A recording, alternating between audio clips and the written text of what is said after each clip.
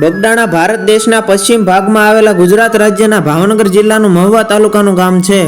તેમજ દેશ વિદેશોમાં પ્રખ્યાત યાત્રાધામ છે. આ ગામ ભાવનગર શહેરથી લગભગ 83 કિલોમીટરના અંતરે આવેલું છે. આ ગામ બજરંગદાસ બાપાનું બગદાણા પણ કહેવાય છે.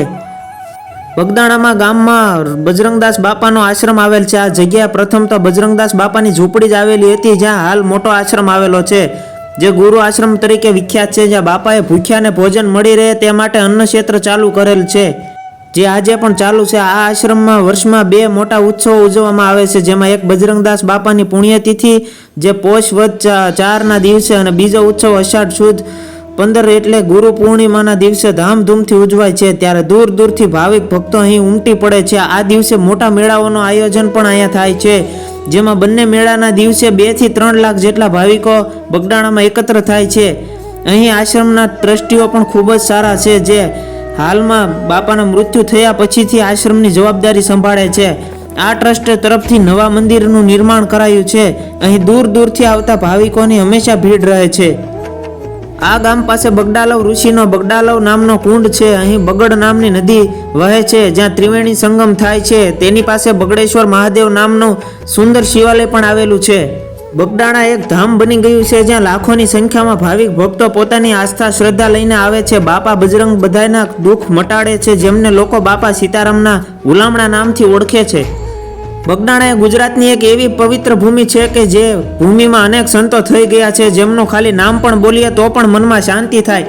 એક એવા સંત કે જેમને રાષ્ટ્રીય સંતનું બિરુદ મળેલું છે, જેમને ભક્તિના પંથની સાથે સાથે દેશની સેવા પણ કરેલી છે. એવા જ સૌરાષ્ટ્રના સંત કે જેમનો આશ્રમ ભાવનગર પાસે બગદાણામાં આવેલો છે. બાપા સીતારામના માતા પિતા રામાનંદી સાધુ હોવાના કારણે નામ રાખ્યું ભક્તિરામ. નાનપણથી જ ભક્તિરામના મનમાં માતા પિતાના સંસ્કાર હતા. ખરેખર તેમનામાં નામ પ્રમાણે જ ગુણ પણ હતા. એક સવારે ભક્તિરામ મોડે સુધી સૂઈ રહ્યા તો પિતા હીરદાસ અને માતા શિવકુંવરબાએ આવીને જગાડ્યા, અને જુએ છે તો એમની બાજુમાં જાણે એમનો દોસ્ત હોય એમ એક સાપ પણ હતો. પછી એમને થયું કે જરૂર ભક્તિરામ શેષ નારાયણના અવતાર હોવો જોઈએ. ભક્તિરામને ભક્તિની એવી તો માયા લાગી ગઈ કે તેઓ 2 ધોરણ સુધી જ ભણ્યા હતા, અને 11 વર્ષની ઉંમરે તેઓ ખાખીની જમાતમાં કે જેમના ગુરુ હતા સીતારામ બાપુ, એમની પાસેથી દીક્ષા લઈને સમાધિમાં લીન થઈ ગયા.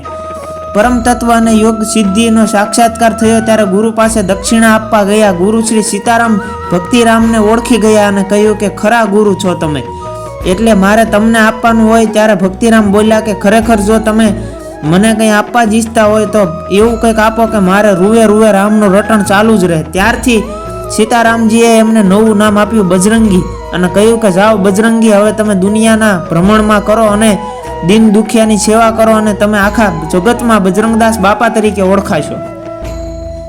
ભક્તિરામ આખા જગતમાં બાપા બજરંગદાસ અને બાપા સીતારામના નામથી ઓળખાવા લાગ્યા.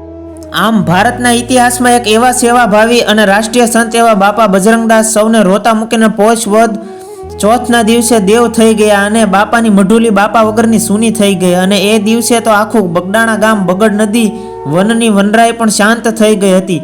પશુ પંખીઓએ પણ પોતાના કિલ્લલો છોડી દીધા હતા.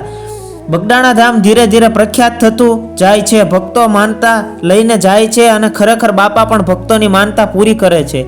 અને હું તો કહું છું કે એક વખત બગદાણા જાજો, તમારા ભવનો ફેરો પલટાઈ જશે. બાપા સીતારામ.